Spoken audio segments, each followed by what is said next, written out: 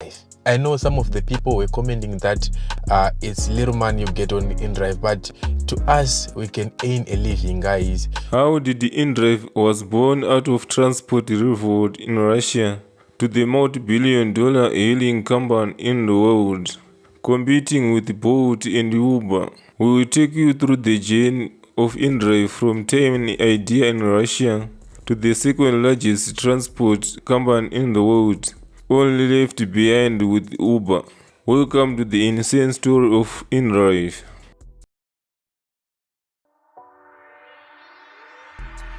Indrive didn't start as a Silicon Valley startup. It started as a protest in Yakutsk, Russia. On New Year's Eve in 2012, Yakutsk, Russia, one of the coldest inhabited cities on Earth, tech companies collided to jack up prices when temperatures plunged to around negative 45 degrees. Locals were stranded and furious, so they did something radical. On this day, people were frustrated and yet they took to social media and created groups where riders posted where they needed to go and how much they were willing to pay. Drivers in turn could contact them to negotiate prices directly.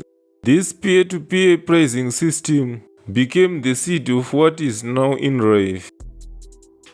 The transport revolt created challenges in Russia, and most people see the problem, but one man saw the opportunity. Arsen Tomsky saw the opportunity presented by Transport Revolt on New Year's Eve. He started to work on Indrive idea in 2012. He invested everything he had to make sure the problem was solved. Tomsky and his team launched Indrive in 2013. They took the idea of peer-to-peer pricing to form the Indrive app instead of algorithm set prices like Uber or Bolt does.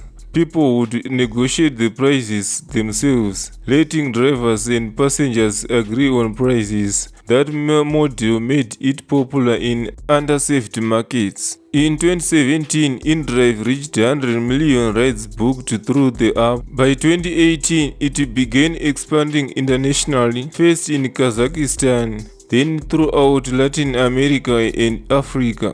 Indrive's growth was not organic, it was explosive. In 2021, Indrive raised $150 million from top investors, including Insight Partners and General Catalyst, allowing it to reach unicorn status with a valuation of about $1.23 billion. In 2022 to 2024, during this period, Indrive was the most downloaded rating app globally, with hundreds of millions of app installs. It celebrated 5 billion deals completed on its platform, and its rides have cumulatively traveled distances. In the beginning, we talked about Indrive's beginning in Russia, but after Russia invaded Ukraine in 2022, Indrive exited the Russian market and relocated around 1,000 employees to Kazakhstan and Cyprus. Its corporate headquarters are now in Mountain View, California,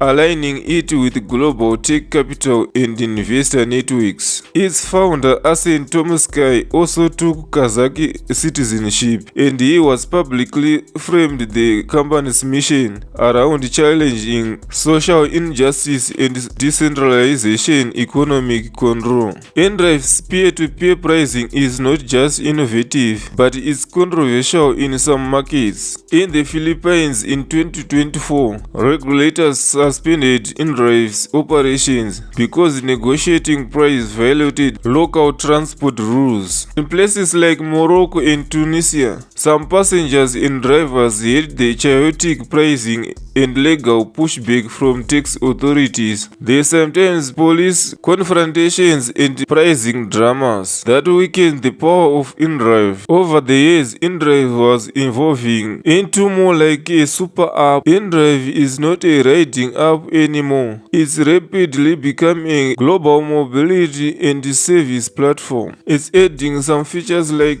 city-to-city transportation, courier and freight delivery, handmade services, financial services for drivers, and grocery delivery. This is all part of planning to become a super app, something Uber has tried and failed completely.